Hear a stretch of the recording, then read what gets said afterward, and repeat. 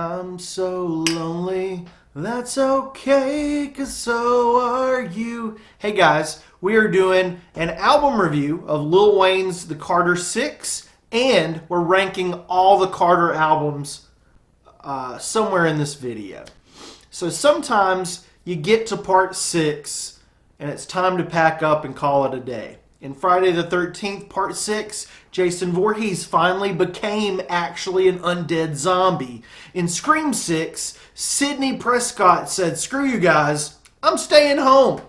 On the Carter 6, is Lil Wayne a zombie, or is he phoning it in from high in the mountains?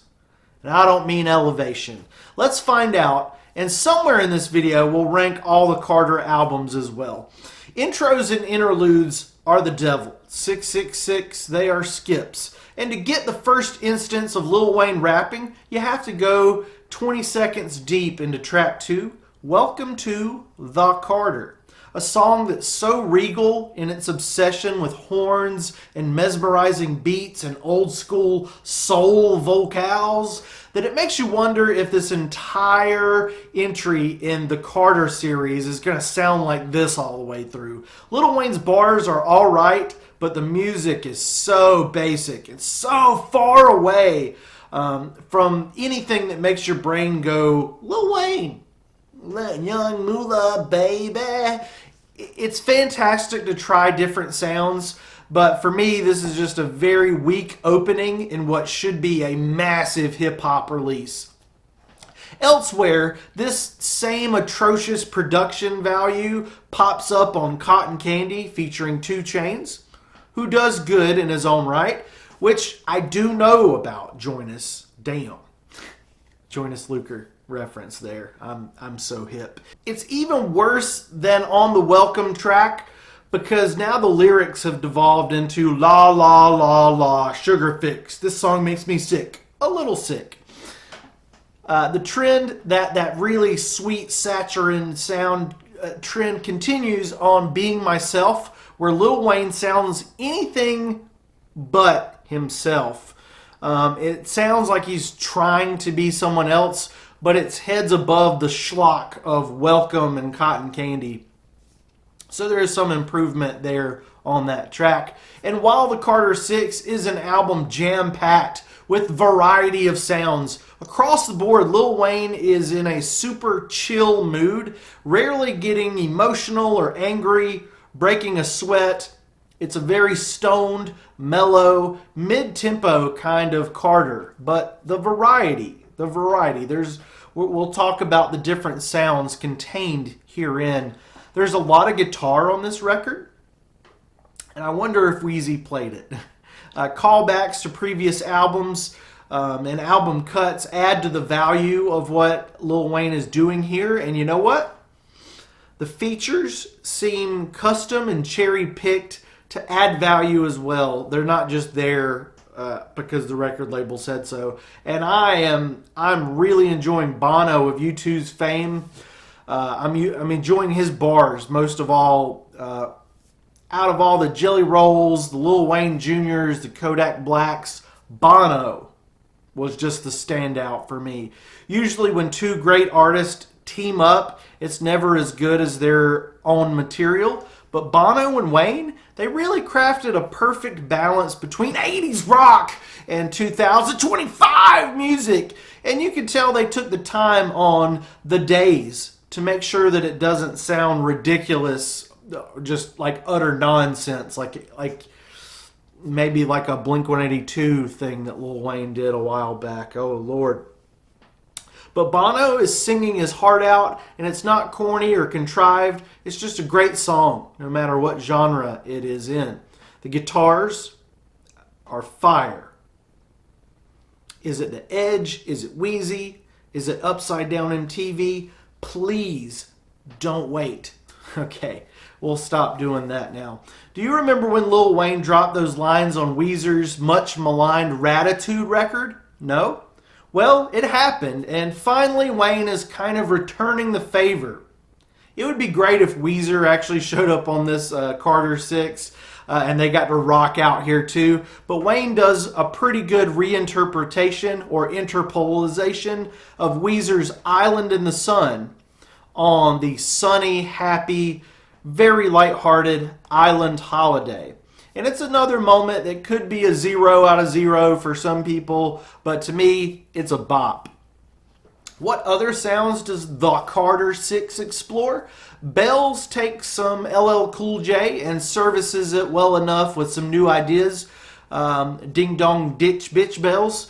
And it hits like barbells. So that one is pretty fantastic. Flex Up and the track that features the littler Waynes, they lean into mumble rap territory, which it lands better than you think it would on this record. And it's nice to know that this is such a family affair on part 6. It's just kind of, I don't want to call them cute, but Lil Wayne Jr. and Lil Wayne Jr. too, they're doing pretty good. The Carter 6 has a 6-pack, and by that I mean the middle of this thing is the strongest part of its body, with the rest being kind of a mixed bag, and the back end, the booty, is kind of lacking. It's kind of a flat booty. The MGK feature is wasted on a bland, cracked out, whacked out of its mind, whacked out of time, garbage track. Even the closer is just forgettable. This album doesn't quite stick the landing at the back, the booty end. There is a lot to Carter 6. There's big rock guitars. There's saccharine, sappy pop ballads. Hell, Jelly Roll is up in the mix because you got to have Jelly Roll on your albums all the time. Everybody has Jelly Roll. I've got Jelly Roll on my albums. Lil Wayne still sounds like himself for the most part, and there's a lot of enjoyment to be had. He's still spitting his game like he always has. But the smoky, lighter sound effects and the goofy 1960s vibes are laid on so thick as you're trying to blast this in your Honda Accord and feel like a gangster. Ha ha ha ha ha. Ha. So, that being said, as I'm cruising through South Kakalaki in my white Honda Accord that's got stains all over it, this record is a 2.8 out of 5. And as I rank the Carter albums, keep in mind that my score of that album and the ranking of the Carter albums, it's not just my opinion. This is the only valid ranking of the Carters 1 through 6, and you have to agree with me no matter what. You cannot have any other ranking other than this exact one ever in your entire life. So, let's jump into ranking. There's 6 Carters. Duh. So let's just jump into it. I'm going to rapid fire this because this video is about part 6. But let's just start with the worst and work our way up to the best and see where part 6 falls into this. Number 6, or ranked number 6, at the worst is The Carter 2. It's not very good at all. It's pretty bad. Number 5 is The Carter 1. And 1, it's a decent rap album. It's a decent album overall. Number 4, hey, we got one that actually lines up, I think. Nope. I don't know my Roman numerals too well, I guess. I got all excited. But the new one, the Carter 6, is the most recent Lil Wayne album with its weird production and Bono and Jelly Roll features. It's a 2.8, just like I told you. So it's down there with 1 and 2. Like I said, 2 is the only one I don't enjoy at all. Then 1, then 6. All right, now we are at the third best Lil Wayne album, and that goes to The Carter 5. That is a V. And Uproar is a bop. Problems, Demons, Used To, all hold this one up to the number 3 spot. So 5 is 3. Number 2, we got The Carter 4.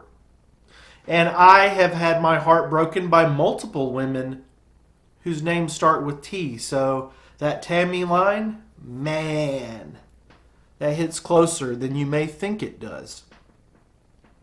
Tammy, along with other names that start with T, I forgive you all.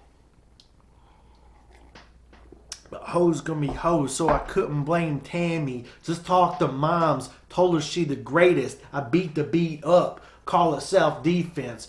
I be seeing through these Yoda's like Seacrest, pow pow decast. Now I'm gonna go rock. Like a hot resolver. Oh, la la. But you can't blame me if I set this thing on fire.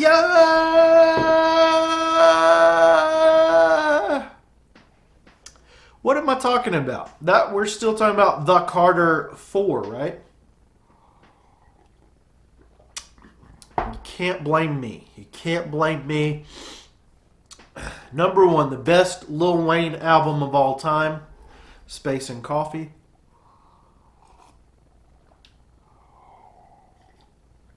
Goes to the Carter 3. And this is what I have to say about the Carter 3. Bring back Play with Fire. Bring it back. Bring it back. Now. Play with Fire. Play with Fire is the best Lil Wayne song there ever was, and it got taken off the album. It got erased from existence. All the other songs are okay too. But Play with Fire, it exists, and it is better than every Rolling Stones song there is. Yeah, they sued. The Rolling Stones sued because Play with Fire sounds like their song, Play with Fire. But Lil Wayne's Play with Fire is better. I have a friend that filmed me rapping Play with Fire, and she likes to send me the video just to laugh at me every so often, just because I get really embarrassed, and I will forever be linked to the Carter 3 in that way. But I'm telling you, bring back Play with Fire! Bring it back! Verse 3, Pete! A millionaire, a millionaire.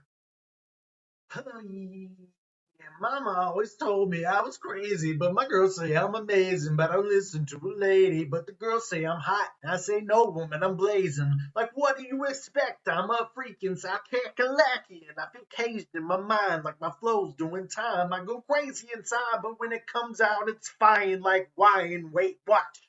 See, I get better with time, like a watch. Gosh, posh, spice. Husband couldn't kick it like I kicks it. Girls, I kicks it.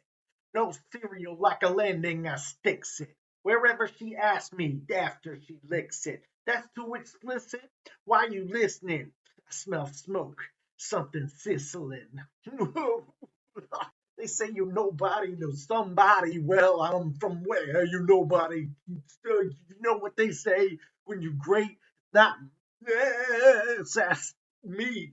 Cause I'm doing the same Martin Luther King did, checking in the same tails and the same sweet girl, same balcony like me.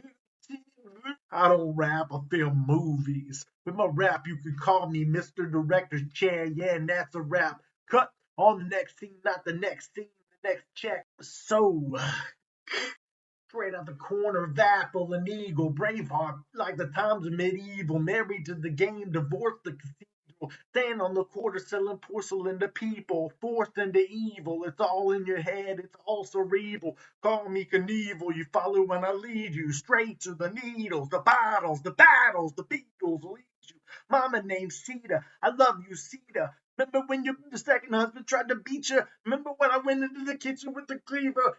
Give a thing, give neither. He could see the devil in my features. He could smell the ether. You could see the Sita. You could see the Sita in my features. And she don't play either. Blinding.